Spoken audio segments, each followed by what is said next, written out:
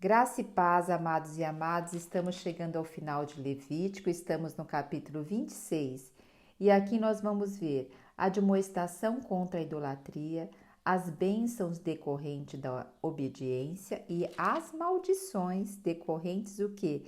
Da desobediência. Este capítulo trata de coisas que nós gostamos de ouvir, que nossos ouvidos gostam de ouvir, também trata de coisas que nós não gostamos de ouvir. Veja só, o Deus que abençoa, ele é bem-quisto, todo mundo quer esse Deus que abençoa, um Deus que estende os braços, e aí torna-se até um ídolo esse tipo que adoram de Deus. E que só que esse Deus não é o Deus que se revela na Bíblia. Existe a verdade na primeira parte desse texto, que nós vamos ver que é o que? As bênçãos decorrentes da obediência. Mas também existe a verdade que nós vamos ver na segunda parte desse capítulo. Pois o mesmo Deus que abençoa é o mesmo Deus que pesa a mão. E qual a diferença? A diferença é a paz e a bênção, e o contrário disso é a maldição e a guerra.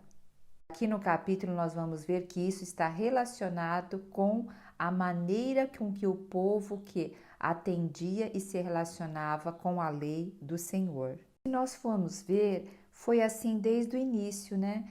Desde lá do Jardim do Éden.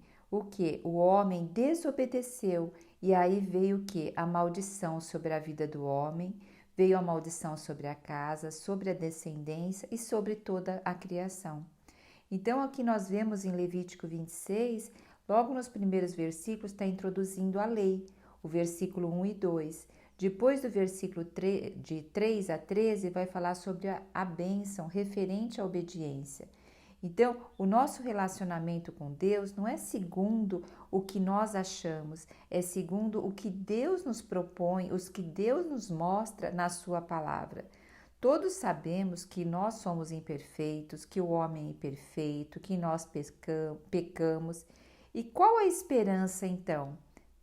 A esperança é, primeiro, deixa eu voltar um pouquinho, tanto as pessoas que não aceitaram o Senhor como aquelas que aceitaram o Senhor, os dois são pecadores.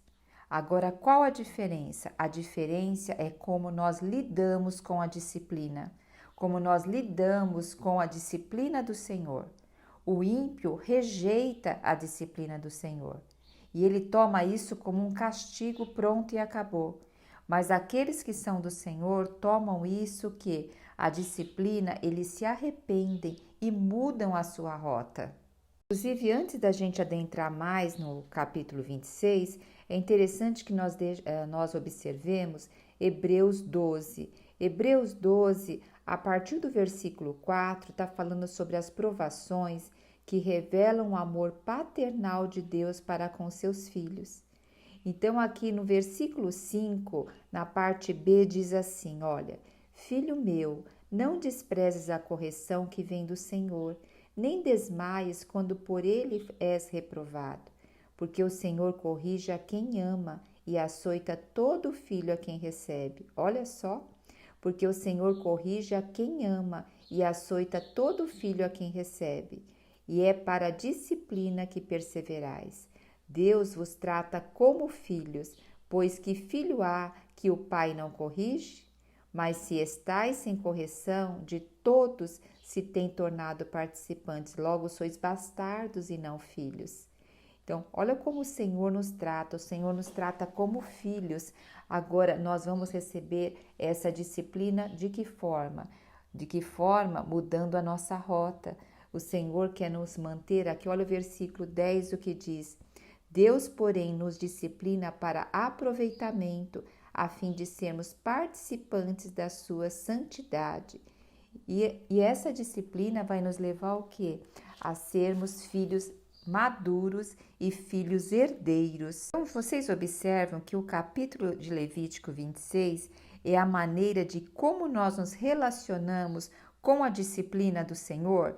A gente vê falando das bênçãos aqui do versículo 3 ao versículo 13. Agora, quando vai falar sobre a desobediência, Os castigos da desobediência são bem detalhados e são muito mais versículos, porque é um alerta para nós. E esse alerta é ressaltado por 2 tópicos. Veja só, capítulo 26, versículo 1 diz assim: portanto, não construireis ídolos, não levantareis imagem e nem erguereis colunas ou pedras com imagens gravadas para adorar, pois eu sou o Yahvé, vosso Deus. E o segundo é: guardarei os meus sábados e reverenciarei meu santuário. Eu sou o Senhor.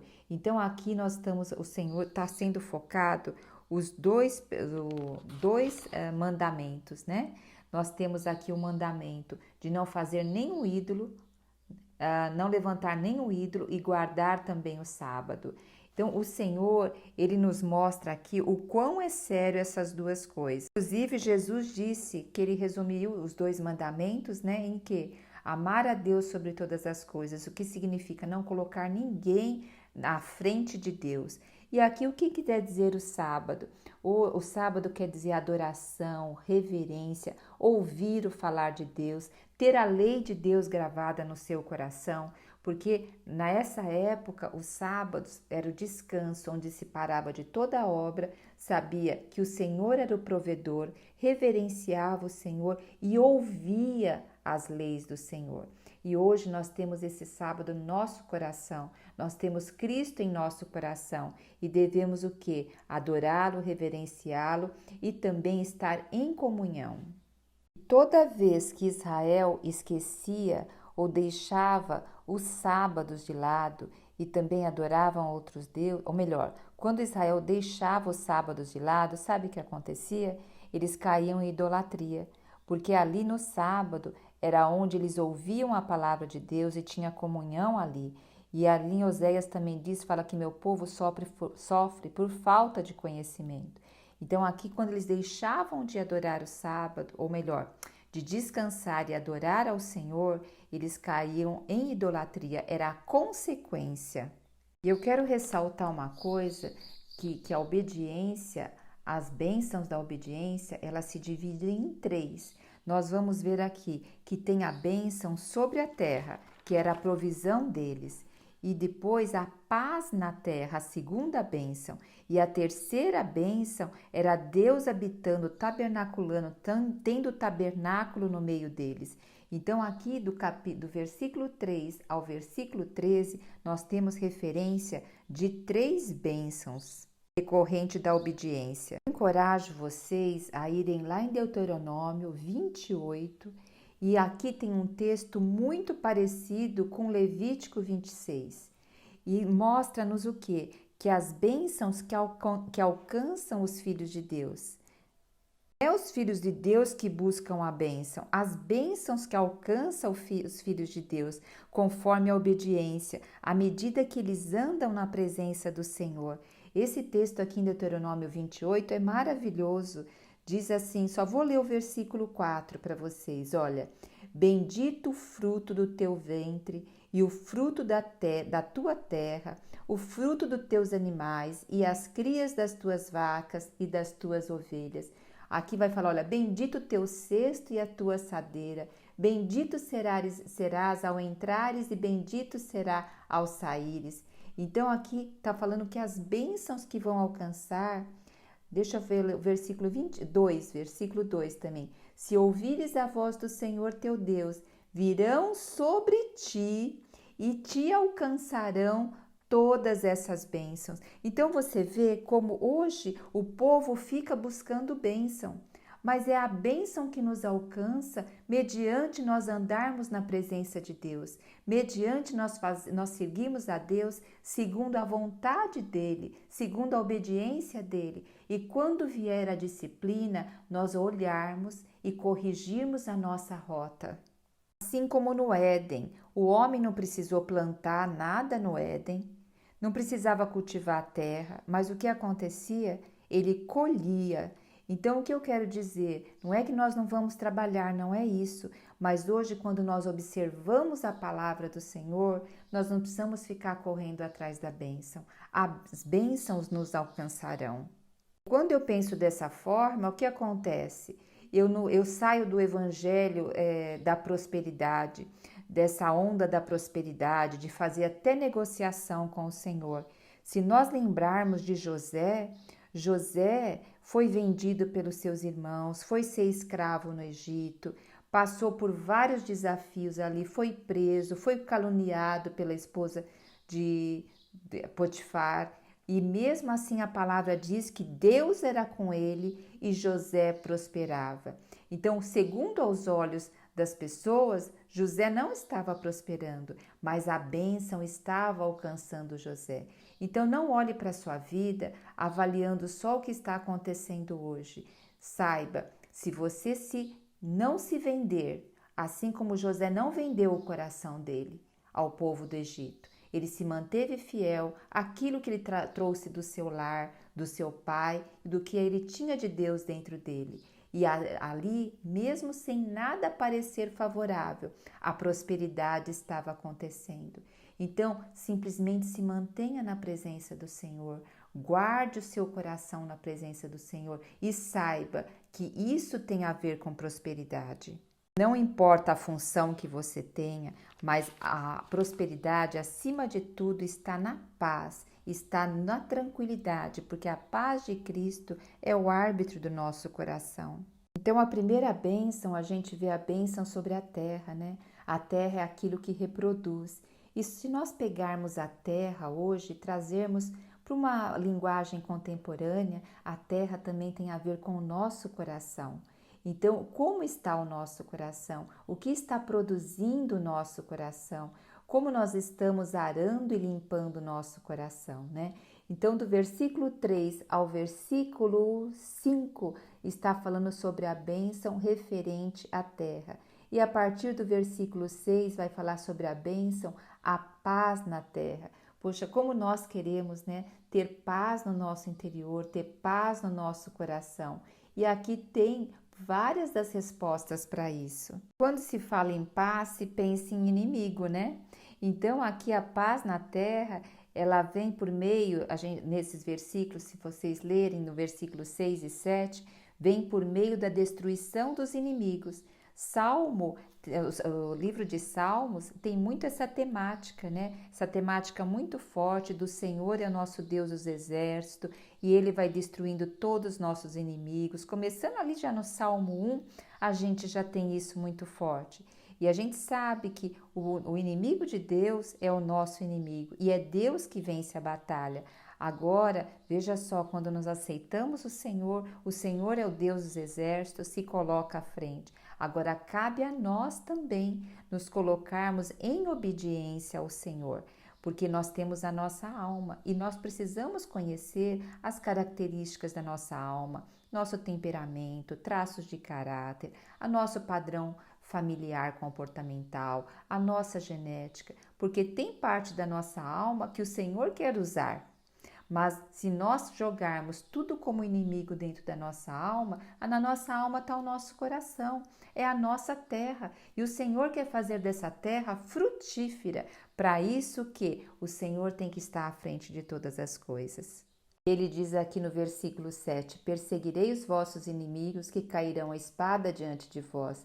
5 de vós perseguirão 100 e 100 de vós perseguirão 10.000 e os vossos inimigos cairão a espada de diante de vós. Hoje a espada que nós temos é a palavra de Deus. Então a palavra de Deus ela tem que estar constituída em nós para nós termos respostas para as nossas indagações, para as nossas angústias, para nós termos respostas dentro de nós. Por isso que nós estamos aqui laborando na palavra do Senhor, porque nós estamos conhecendo a vontade de Deus para essa terra e também conhecendo o nosso coração. Saiba, a terra também é o nosso coração. Como estamos lidando com o nosso coração? Nós conhecemos o que é terra? Nós conhecemos a nossa alma? Nós conhecemos o nosso coração? Saiba, o inimigo nos conhece desde lá, de antes da gente nascer. Conhece porque ele também tem alma e ele se rebelou, ele desobedeceu a Deus. Agora, nós muitas vezes ignoramos nos autoconhecer e aí nós somos o quê? Presa fácil do inimigo, porque nem nós mesmos conhecemos a nossa alma. Então, nós menosprezamos muitas vezes a nossa alma. Nossa alma, ela quer ser conquistada por Deus. E a partir do versículo 11, nós podemos chamar que é a terceira bênção. E diz assim: estabelecerei a minha habitação no meio de vós e não vos rejeitarei mais. O Senhor, Ele quer estabelecer o quê? Habitação no meio de vós. Hoje o Senhor quer habitar onde? No nosso coração. Ele quer ser a diretriz do nosso coração. E ele termina aqui com as bênçãos dizendo: pois eu sou Yahvé, vosso Deus, que vos fiz sair livres da terra do Egito. Agora eu te pergunto a você, do que você tem que sair livre hoje? No Senhor já nos libertou, nos tirou do império das trevas para o reino dos filhos do seu amor. Mas ainda tem muita coisa no nosso coração que precisamos ser libertos. Precisamos ser libertos da preocupação, da ansiedade, da angústia, da frustração, da depressão. Para isso, nós precisamos o quê? Se voltar para a terra do nosso coração. No último versículo, aqui 13, na última frase diz assim: e os fiz andar de cabeça erguida.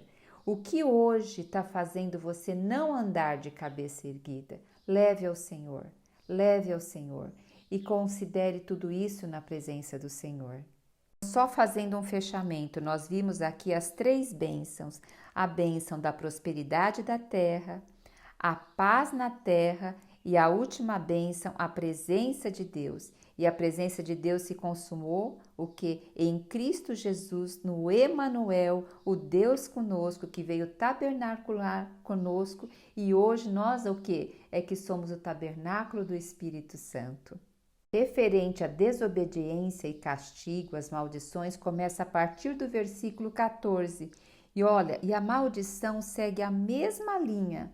Segue a linha de não ter o que? Prosperidade na terra, de não ter paz na terra e não ter a presença de Deus. Então, se não obedecer lá onde diz os mandamentos do Senhor, o povo não ia ter a terra próspera, a terra não ia dar alimento, não ia ser frutífera, eles teriam inimigos perseguindo eles não teriam paz e eles não teriam o quê? A presença do Senhor. E o Senhor ainda fala: se não me ouvir, vai vir mais 7 vezes e vai vir isso, vai vir aquilo. É sinal que o Senhor está dando chance para eles ouvirem. Eu vou ler os primeiros versículos, olha, do versículo 14. Contudo, se não me ouvirdes e não praticardes todos esses mandamentos, rejeitardes os meus mandamentos, desprezardes as minhas ordens, quebrardes a minha aliança, deixando de praticar os meus decretos. Então eu, Deus, farei o mesmo contra vós. O Senhor só está o quê? Devolvendo. Eu farei o mesmo contra vós. E olha o que vem. Porei sobre vós o terror, o definhamento, a febre, as enfermidades que consomem os olhos e esgotam a vida. Então semeareis a vossa semente, porque os vossos em vão semeareis a vossa semente, porque os vossos inimigos a comerão. Muito triste a gente ler isso, né? Mas se a gente parar e observar tudo o que está acontecendo, nós estamos vivendo isso atualmente, né? E nós temos que, antes de ficar olhando para fora, ficar olhando tudo o que está acontecendo fora, sim, a gente fica extasiado quando olha para fora, mas vamos começar a olhar para o nosso coração. Aqui no versículo 17 diz que o Senhor vai se voltar para nós e ele diz assim no 18: e se apesar disso não me ouvirdes, continuarei a castigar-te 7 vezes mais por causa dos vossos pecados. Então, quando essas coisas sobrevêm, é para a gente se voltar ao Senhor. Mas o que a gente percebe? Se busca falha nas pessoas, falha no governo, se busca falha em vários lugares, se busca falha assim em partidos, nisso e naquilo, mas ninguém para olhar para dentro de si. Observem, hoje nós temos a indústria do terror, a informação do terror e as notícias do terror. E aqui fala que porei sobre vós o terror. Hoje tudo é terror. Você liga a televisão, informação, é notícia. E se nós observarmos, a maioria das profissões que existem é para combater o terror que existe. A medicina é para combater a enfermidade. A indústria farmacêutica é para também combater a enfermidade. A advocacia é para combater as corrupções. A psicologia, a terapia é para combater o mal-estar do coração, da alma e da emoção. A maioria das profissões que tem hoje é só para combater o mal-estar que existe da desobediência do homem, de que existe do afastamento do homem.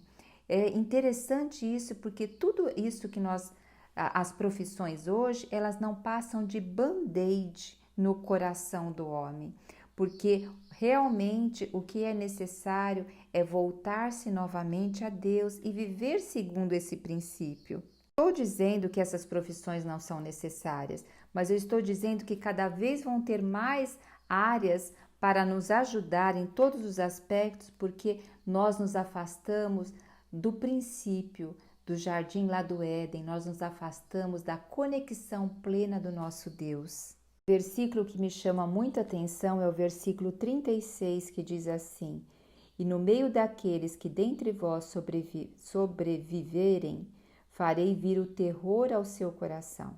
Quando se encontrarem na terra dos seus adversários, amedrontados até mesmo pelo ruído de folhas secas caindo no chão, fugirão como se foge diante da espada e cairão ainda, que ninguém o esteja perseguindo. Tropeçarão uns nos outros como se estivessem diante da morte ao fio da espada. Então fala aqui que até o ruído de folhas secas caindo no chão vai causar terror e amedrontamento. Por isso que eu falei que nós estamos na indústria do terror, na indústria porque tudo nos leva a ter medo, a ficar fugindo das coisas e também ficar pensando, fulano quer me perseguir, o chefe quer fazer isso comigo. Então parece que o quê? Deixa eu só falar uma coisa, a ansiedade, ela é o quê? É um alerta do nosso corpo para o perigo. A pessoa fica apreensiva e alerta para tudo que possa acontecer de errado com ela. Então é como aqui um ruído de uma folha seca. Ela fica atenta porque ela pensa, eu estou desprotegida e eu tenho que me proteger. Então você vê que isso também está inserido em todas essas coisas que nós estamos vivendo hoje. Agora, se nós pensarmos, lembra de Daniel, quando foi levado para a Babilônia, ele estava fora da sua terra. E a gente não vê esse relato na vida de Daniel, dele com medo, com um monte de coisa. Pelo contrário, ele manteve tudo que o Senhor, os princípios lá na terra da Babilônia. E os seus amigos, quando foram levados para a fornalha, não é relatado que eles estavam apavorados, e nem Daniel quando foi levado para a cova dos leões. Pelo contrário, eles estavam tranquilos porque eles criam em Deus, tinham a paz de Deus, guardavam a palavra de Deus. Então não importa onde nós estamos, nós temos que realmente voltar a olhar para a terra que é o nosso coração. Ali, porque hoje, apesar que nós não estamos no Velho Testamento, nós não estamos debaixo do rigor de seguir as leis, mas hoje Cristo se fez maldição e Cristo cumpriu a lei por nós. Contudo, nós temos sim a lei da semeadura. Aquilo que a gente planta, a gente colhe. E ali na parábola da terra nos deixa muito clara. E ali é o que? Quer dizer, a terra do nosso coração. Termos o Senhor no nosso espírito, glória a Deus, nós restauramos a comunhão com o Senhor. Mas o quanto nós vamos levando tudo isso para a nossa alma e deixando o nosso coração ser irrigado pela palavra do Senhor. E esse texto nos sirva para reflexão, para alerta, para perceber como tem sido o nosso relacionamento com Deus, como nós temos deixado realmente a palavra de entrar dentro de nós e o quanto nós conhecemos o Senhor, porque muitas vezes eu sou cristã há muitos anos, mas agora com a leitura da Bíblia de uma forma diferente, eu tenho me relacionado e conhecido o Senhor de forma maravilhosa. E eu falo, Senhor, quanto tempo eu poderia ter recebido isso? Mas não importa olhar para o passado, importa olhar para o hoje e ganhar aquilo que o Senhor está nos dando hoje. E o Senhor hoje quer sarar a nossa terra. E essa terra, ela é o nosso coração. Então saiba, se você está ouvindo isso, o Senhor quer curar o seu coração. E, inclusive o Senhor está curando o meu coração. Ao ler a palavra, ao compartilhar aqui com vocês, eu estou sendo muito curada. Vamos juntos sarar a terra do nosso coração com a palavra de Deus. Jesus Cristo é o nosso Senhor.